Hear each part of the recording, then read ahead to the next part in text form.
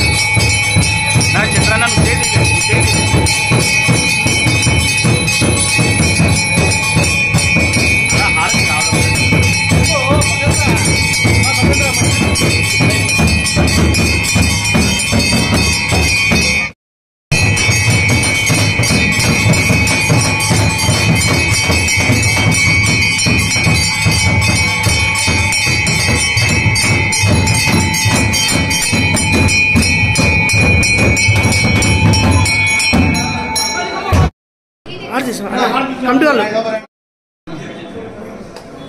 Second.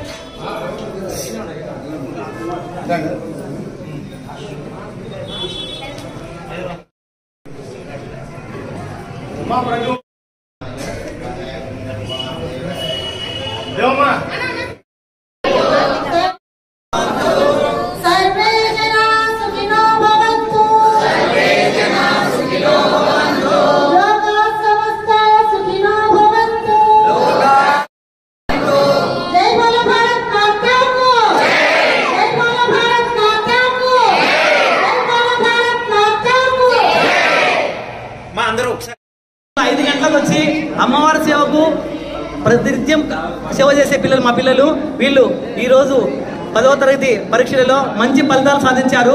వాళ్లకు ఇక్కడ వచ్చిన పెద్దలతో మేమంటోని వాళ్ళని మా విన్నపం. మోడీ గారు గత నెల 24వ తేదీ 22వ తేదీ జరిగితే 24వ తేదీ చెప్పారు. వారు ఎక్కడున్నా ఎక్కడ దాక్కున్నా తీసుకుని వచ్చి వారిని మట్టు పెడతామని చెప్పటము మన దేశ సార్వభౌమత్వానికి నిదర్శనము. మన దేశ సమగ్రతను నిలబెట్టే ఉద్దేశంతో మన దేశ ప్రధాని ఆ రోజు చెప్పడం జరిగింది 24వ తేదీ. దీన్ని ప్రపంచవ్యాప్తంగా భారతదేశాన్ని అందరూ గమనిస్తూ ఉన్నారు. భారతదేశానికి అందరూ మద్దతు పలుకుతున్నారు ప్రపంచవ్యాప్తంగా. దీన్ని మన భారతదేశ ప్రజలు కూడా మనం ప్రపంచవ్యాప్తంగానే మద్దతు తెలుపుతుంటే మన భారతదేశ ప్రజలుగా మనం ఇక్కడ భారత మాత బిడ్డలుగా మనం దేశ ప్రధానికి కానీ ఆర్మీకి కానీ మన మద్దతు తెలపాల్సిన చాలా అవసరం ఉంది. దాని సందర్భంగా ఈరోజు మన కాళీమాత సేవా సమాజం ఆధ్వర్యంలో మన కాళికాదేవి మాతను పూజించడం జరిగింది. మన దేశ ప్రధానికి కానీ మన వీర సైనికులకు కానీ అమ్మవారి ఆశీస్సులు అందించాలని ఈ సందర్భంగా కోరుకుంటున్నాను. జై హింద్. జరగకూడదు, ఏ ఒక్కరి రక్తం చిందకూడదు, అందరూ సుభిక్షంగా ఉండాలా. ఈ యుద్ధం మనం గెలవాలా, మనమందరం ఖచ్చితంగా ఈ యుద్ధం గెలవాలని మనమందరం కోరుకోవాలి. అమ్మవారి దయ కావాలనే ఉద్దేశంతో మనం ఈరోజు అమ్మవారికి పూజ చేశాం. కాబట్టి మనమందరం కూడా ఇదంతా మన మోరల్ సపోర్టు, మనం మన సైన్యానికి ఇస్తాం, మన దేశానికి ఇస్తాం.